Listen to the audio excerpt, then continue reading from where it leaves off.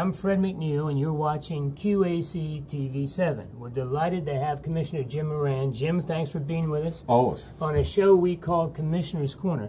Jim, a lot of good things are happening. The budget is done in Queen Anne's County. I think you have a lot of good things to share with us, right? You want to start out with the budget? Yeah, let's talk about the budget. What I'm doing, I'm going to break it down by departments, and we'll start with our safety side. So let's start with the sheriff's office.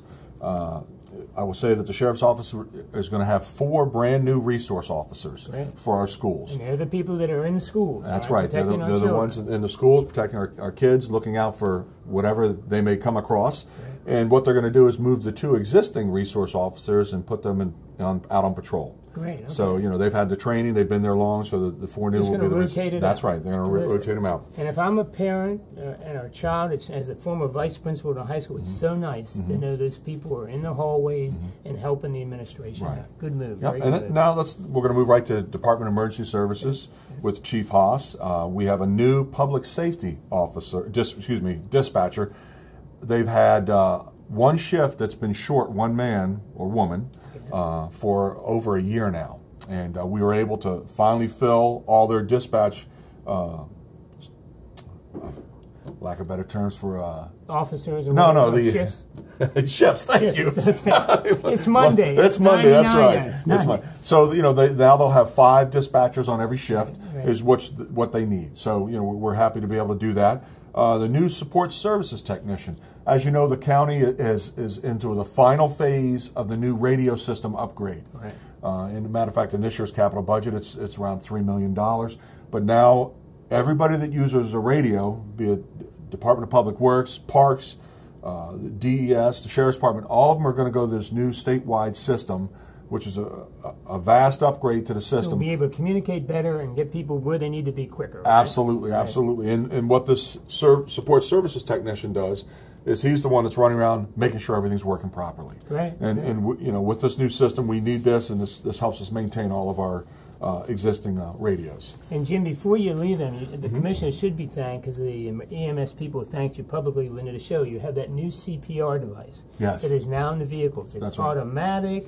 It saves time for the EMS people. It saves lives. So the county should be delighted with that. And all of us old guys, I'm glad that machines are now in the vehicles. That's great. Right. That's terrific. And and also with the detention center. We put some funding in there for, I think, to repair and or replace one of the sally ports. I hope I got that right. So we'll correct it. That's right. So please do. We'll move on to Department of Community Affairs. We are doing a $30,000 study. One of the biggest problems we have in Queen Anne's County is communicating with the public. We have tried different newspapers. We've tried QAC TV, which is our largest communicator right now. And the internet. And we need a study to say this is the ultimate way to reach every citizen in Queen Anne's County so that nobody's left behind. Nobody feels I never knew about this project. I never knew about this meeting. We want to be able to communicate with everybody. So we have set aside $30,000 for a study just on how do we reach our how citizens. We can be more effective communicating with the citizens of our county. That's correct. Great idea. Right. And we've put money in the FY16 budget for a new tourism development manager. As you know, we did economic development, and that's been running. We did that with the last set of commissioners, and it's off and running. Jamie Gilbert's doing a great job out there, bringing in as much business as he can and meeting with our existing businesses. So as we all know, I think next to farming, tourism is one of our largest businesses, if not the largest. Hundreds of thousands of people driving through every weekend. Anybody that goes into the Kent Narrows on a Friday night, Saturday, or Sunday. Bless them. Right. So they see that. And also, is one of the side perks of some of the recovery going on that we're able to fund this year $10,000 towards the Kent Narrows Fire extravaganza. So you definitely need to be outside on the 4th. This is this wonderful fireworks event that the commissioners now are That's right. We normally do 3-inch shells, 3 or 4-inch shells. The Kent Island Yacht Club and all the businesses in the Kent Narrows have contributed along with a lot of other names, like too long of a list to go through right now. And we have gone to 10-inch shells. So we're going to have all types. You're going to be able to see some of these. A lot of people can sit at home and watch this. I just go to Dover. I can watch it from Dover. That's right. So it's going to be a tremendous show. And we were able to still, for all the people in the northern part of the county that can't get to the Kent Narrows, we were able to give $5,000 to the town of Centerville to enhance their fireworks so we'll display. Have one at Kent Narrows and one in Centerville. Right. And, it's kind of nice because Centerville goes early. Ours, the county's, is on July 4th. So, which makes it nice. If some of us like fireworks, we see both. It's going to be a great display. Yeah, terrific. So, I mean, that's moving forward with that. The next, I'd like to talk a little bit about the schools. I mean, a lot of people already know about this, but we want $1.3 million above maintenance of effort, trying to get us to where, and I will say that the commissioners feel that this is a very manageable budget. We feel that in future budgets we would hope that our school board can work within their means. Sure. And so you're giving them the legal; they have to get maintenance of effort, but you're giving them more. Correct. You're throwing another 1.3 million. That's right. Okay. But we want to see that tightened down by the school board. We understand that our schools have needs and wants, and so does our county. And we're trying to be fair to everybody, but we also want it to be known that this year was an increase on our budget to reinstate, for instance, on the county side, over 25 employees. Okay. Cut 120 employees over 4 years ago. 120 employees were gone. That's a lot of people. A lot of people. A lot of services were reduced and or eliminated. We feel, the county commissioners feel, that these 25 that we've hired this year puts us in a very manageable and in a great operating. I mean, we think that we've restored a lot of these programs. So we can get those services. Yeah, and we're much leaner now. I mean, we're much leaner. We're not saying we're coming back next year for 25 more, because that's not the case at all. Sure. So, I just want the public to know that, yes, it was an increase.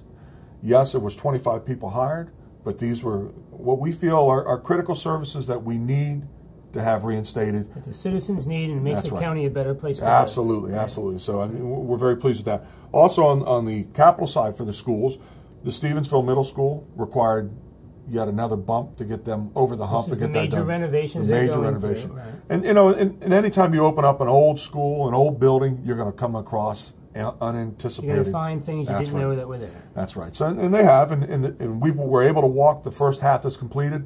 Beautiful school. Right. And we're looking forward to the completion of that. Won't be long. That's right. Long. And then we're able to put in over $1 million yet for the second phase of the Chromebooks. So 3 more grades coming in this fall will have Chromebooks. So now we'll be up to 6 grades. The children will be able to walk around with their own Chromebook. That helps teachers teach and helps children learn. That's right. I mean, it's all about technology, and it's where everything's going in the world. So we want to make sure that our kids are equipped with technology and be able to use it. And then we want to take we set money into that budget for the school board. They asked for it for a facility study. We want to know what shape every one of our county schools is in. And, this way we can address and prioritize. What has to be repaired or renovated or whatever. I mean, I go to both high schools, and I first thing I do when I drive in, I say, wow, these parking lots need a little help. Sure. So, I've asked DPW in our last meeting, please go out and look at and get us a price. I mean, just so we have a feel for what that's going to take. I mean, we want to make sure that we maintain what we have, and we're more than willing to do that and work in a partnership with the school board, but we need to see the vision and not just have it hit us. And all this helps the students, the young people of our county. Absolutely, right? Absolutely. And now we're going to move forward to the Department of Human Resources. Ms. Churchill runs that, and we were able this year to reinstate the educational assistance benefit for full-time employees. Okay. So that means, if you're a Queen Anne's County employee, we had this program over 4 years ago, and people were we set classes. That's right. For events. We set X amount of dollars aside for it, and it comes on a first come, first served basis. But as long as you maintain the grades and you're a full-time employee, the county will help you advance your position within the county and within the public. And if the flip side is that is you go ahead and you go through the classes and then you decide, oh, I'm going to get a job over here, you have to reimburse the county. Okay. So it's well managed and well maintained. It's a nice way to tell your employees, hey, we're going to help you make you a better worker by getting more education. Absolutely, right? Absolutely. I mean, this is one of those career positions that you want to have, and that's what you want. Next, we'll go over to planning and zoning, and as you know, we have a new director there. Steve Cahoon's going to move over to the Department of Public Works and run special projects for us, and we have a new gentleman there, and I don't want to butcher his name, so I apologize. But we have a new body. That's right. We have a new body in there, and we've increased with them. We have two new positions. Is the GIS specialist, which is Geographic Information Specialist. Okay. And, you know, everything now is done by satellite pictures. Satellite telling us where buildings are, where streets are. Right. And a lot of that comes down to, you know, not a lot, but there's a good portion of that comes down, we want to protect the environment. And how do you protect the environment if you don't know what's going on? Right. And some of the things you can use GIS for instance, where I live, you know, there's a 100-foot buffer to the river. You can't touch anything in the buffer. Right. These satellite pictures don't lie, you know. So if you're cutting down stuff or doing something, putting a dock where you shouldn't. That's right. Or you're taking down trees in the critical area, the satellite's going to tell you. You know, so then the GIS is it's new technology. It helped us upgrade our floodplains, and it's helping us with our critical area. So these are all things that you need to have. So, you know, we have somebody working strictly on that. And we also have added a second full-time zoning inspector. Right. Same thing, you know, he's going to go out there and check nuisances. Somebody calls, you know, there's a front yard full of old tractors, old cars, no license plates on them. You know, go out and look at that. A yard hasn't been cut inside of a community. I mean, there's mounds of trash in a yard. So all these things that the citizens call on, before we just did not have the resources to send somebody there and get these taken care of. This will help our quality of life. And now we do. Right. And, you know, and also we've had to increase our inspection side because of the increased number of permits. We use a tri-county system for inspections for permits. And, you know, that's all revenue generated, meaning that, you know, the county's not really paying for that, but it's the permit fees that pay for that. So, you know, things are going extremely well there, and they're going to be moving into the new building when it's finally completed. It'll be upgraded for them and their needs, as it will be for QACTV. Well, it's a beautiful facility. We've been going out there with Todd Munn. Hopefully you'll join us next time. Time before last, it was a hole in the ground. Now there's blocks, plumbing, everything. Oh, yeah. It's looking good. Yeah. Coming out of the ground.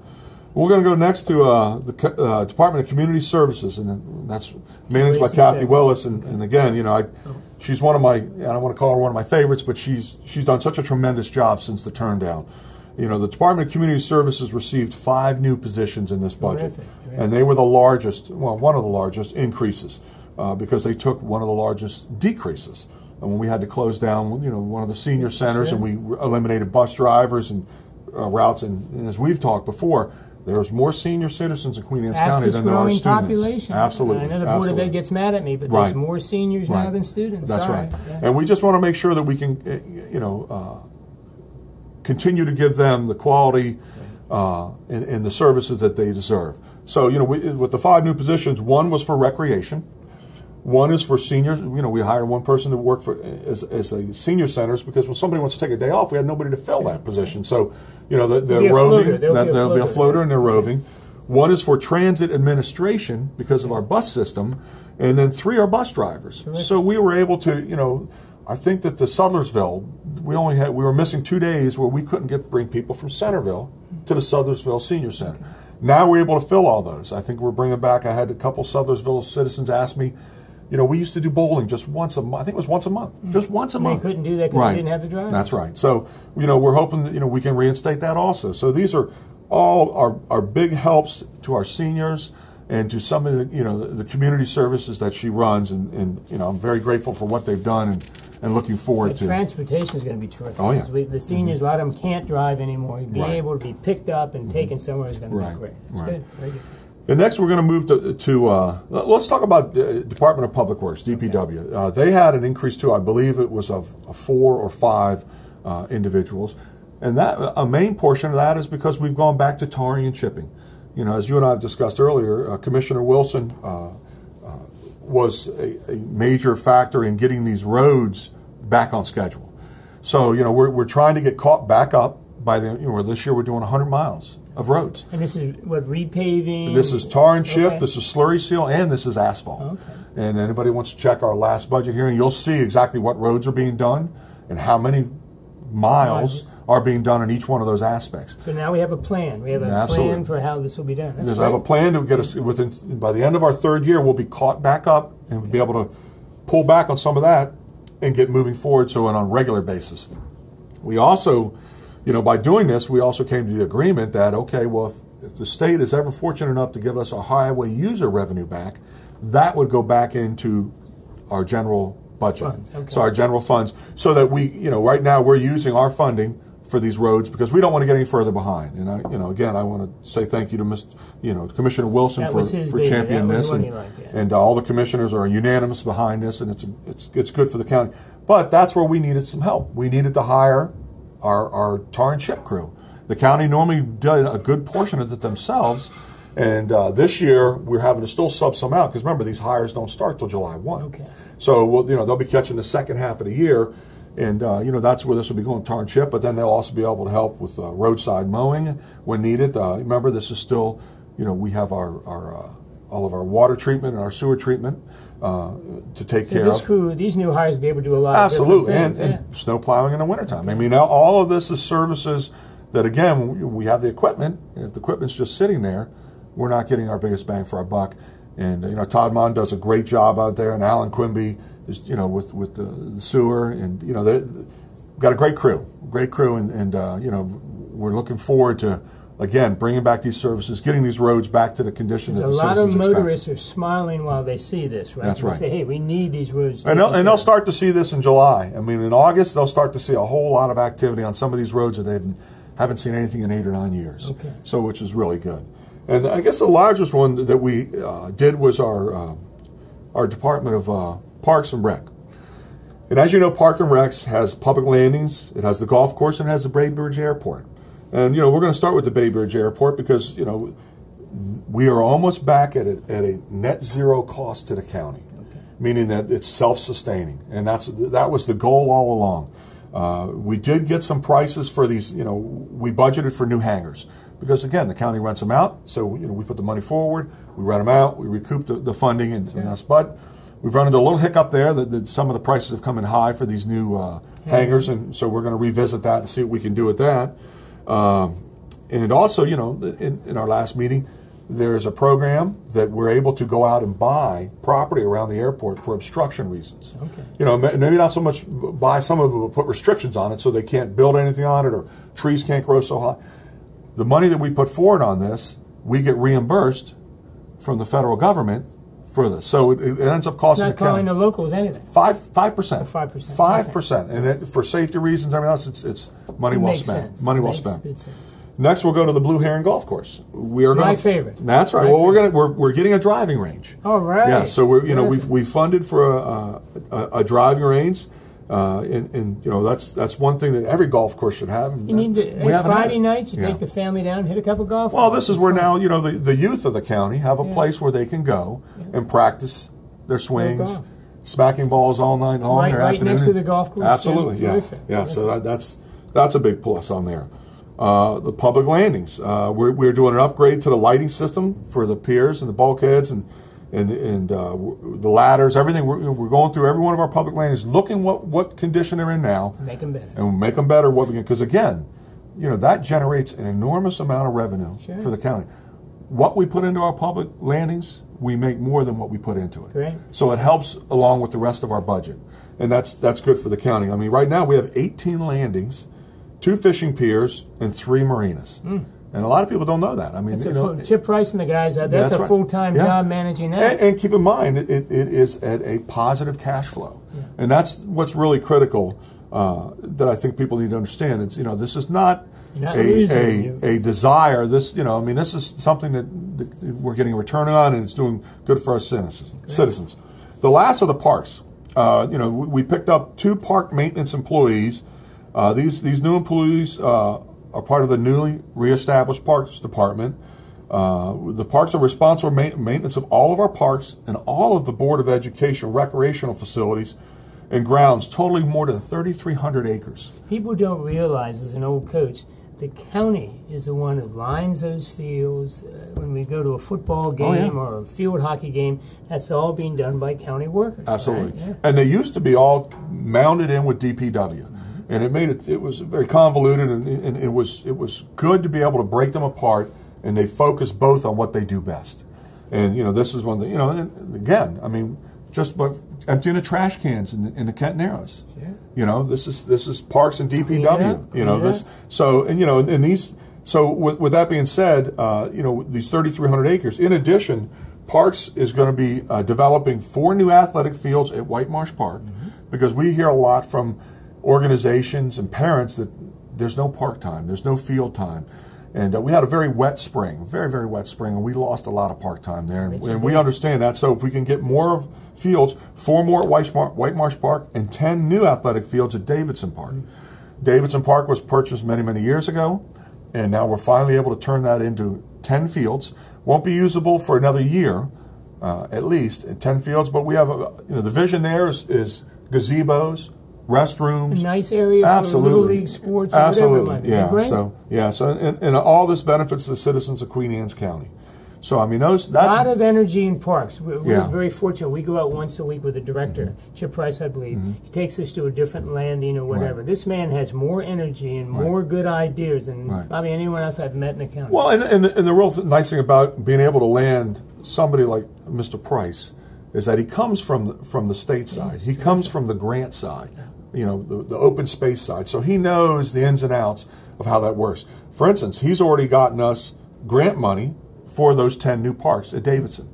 That's about $1 million that he was able to bring into the county that we don't have to use taxpayers' money for. Right. He's also got a grant to redo the park at Old Love Point Park, where the jungle gyms are and everything else, the thing for kids. And that is another grant from an ADA standpoint, because we don't have a park right now that can facilitate kids in wheelchairs or kids with disabilities, and this new park will. We'll be able to do it. Absolutely. So and that's what I mean. So that's a big plus. And a good man to be running that department. And hopefully this is the year that we finally move forward with the next phase of our Cross Island trail. I mean, the next set phase goes from the Kent Narrows all the way up to the new, I think it's a Royal Farms or Wawa, where the old Hollies is. Right. So, but all that's boardwalk. So there's been a lot of hold-ups there from the state side. Does the boardwalk need to be strong enough to hold an ambulance? So what do you need? We think that all that's being worked out now, and hopefully we'll be able to get started soon, because we've set money aside for that last year, because that was a matching, I believe it was 3-to-1 funding on that. Again, increasing things that we can do for our citizens, but using resources, money from other locations. And a great place to jog, ride a bike, or just walk. Beautiful spot. Beautiful spot. Well, it looks like you're kind of busy here. Yeah. Commissioners are staying busy. And it's all things, right? And you didn't have to raise taxes. No. Right? No. I mean, that's a nice thing. I mean, I'm looking at all these things, and you didn't raise taxes. Right. You didn't have and this is, the 5 of us, and, again, Commissioner Anderson, Commissioner Bucky, 5 of us, so 4 of us right now, and Commissioner Wilson and myself, we feel, after reviewing everything that we've done and every department's come to this, we feel this is more than sustainable. Again, we're not coming back, I don't think, in the next budget cycle saying we want to hire 10 or 15 or 20 people. I think that, the departments feel this is what they needed. We were able to finally give them what they needed after 4 years in a reduction, and we're very pleased with that. This is what serves the citizens Absolutely. best. Right? It brings our quality of life kind of back where it was. Absolutely. When we had to make some during the tough economic times. And it's a leaner, meaner machine. Doing a great job. You guys should be congratulated. Good job, Jim. Look, in the last 5 minutes, let me ask this. Unless you have more. No. Fire away. What's on the drawing board for what we'd like to do? Any directions you're going into now? Well, as you know, let's talk about some capital projects. Sure. And we are completing, as the new office building over here, the county office building. The courthouse is right downtown in Centerville, which we are working on. Right now we've put, I think, $4 million into our capital budget for FY16 for the courthouse, because for design work and everything else, there's a lot going on there. We are in the process of taking care of our parking issues with the courthouse right now. We're looking at some alternative areas in downtown Centerville where we'll be able to park. And it's going to change the whole complexion of downtown Centerville for the better, I think. Absolutely. It's going to be great. I think so. I really do. I really think that this is, we all understand it's a lot of money. I think it's right around $22 million total for everything, land acquisition, everything else, give or take. But we've got a courthouse that's over 200 years old. George Washington was president. That's right. Come on. And we have gotten its use out of it. It just what is coming down as far as regulations to our court system with the technology that they have to start using. We'd have wires all over the walls, everywhere else. And it isn't functional. So, this is going to probably be 3 years in the making to get this done. But I think it's going to get done. It's going to make Centerville more attractive, and certainly it's going to help Judge Ross and his folks. Right? Oh, yeah. You got to remember now, there's the family services. There's a whole bunch of different organizations that need that facility. So it's going to help more than just our prosecuting our criminals. So I mean, I think that's a big thing that people need to look at also. And if anybody's ever gone to any of the meetings in the discussions about this, it has been cut down and it is lean. There's not bells and whistles in there that aren't needed. It's what we need. That's the judge needs it in the judicial system. That's correct. So I mean, I think we're all in agreement on that committee, and myself. I can't speak for my fellow commissioners that I'm very pleased with the outcome and what it looks like, what's in there, and where we're going with that. It's kind of an exciting time. We're getting a new county office building. We have a new courthouse. Parks is jumping. I mean, they're growing, and we've returned to the important state of we're providing our citizens with the best services we can. And there's one other service that may be coming that I feel very comfortable with is across from the high school is the YMCA. Okay, is that still And I will say that the talks are going on, but I will say right now the county is offered to give that land to the YMCA and no other county tax dollars. So we are not going to be using taxpayer money, with the exception of that land that we purchased. There's no additional funds, and it seems like we're close to being able to say that it's a done deal, and we're moving forward. So we're kind of excited about that. Outside of towns, you're going to have the middle school, the high school, Kennard, a YMCA in the county. That'll be a hopping part of town. Yes. So that we're looking forward to that. It's as far as projects are concerned, I think that's pretty much the scope of it for the county. Well, look, that's a lot to digest. I mean, that's terrific. Right? Well, look, as we wind up here, first of all, thank you for coming on the show. Anytime. I think all the commissioners should be commended for, hey, you guys did a great job. It was tough, but they did it, and there's an awful lot of pluses and an awful lot of good stuff happening. Absolutely. Right? Well, Jim, hopefully next time I see you, you're going to be in the golf course or a fishing boat or out at the new county office building, all right? Fishing boat might be the best one. All right, okay, all right. This is Fred McNeil. You've been with Commissioner Jim Moran on Commissioner's Corner. He's giving you a lot of good news, a lot of good budget news that's going to make the quality of life here in Queen Anne's County more increasing, getting better every year. Right? Jim, thank you guys very much. Thanks. I'm Fred McNeil. Thank you for watching QAC TV 7. My time's up. Thank you for your time. We're going to see you next time.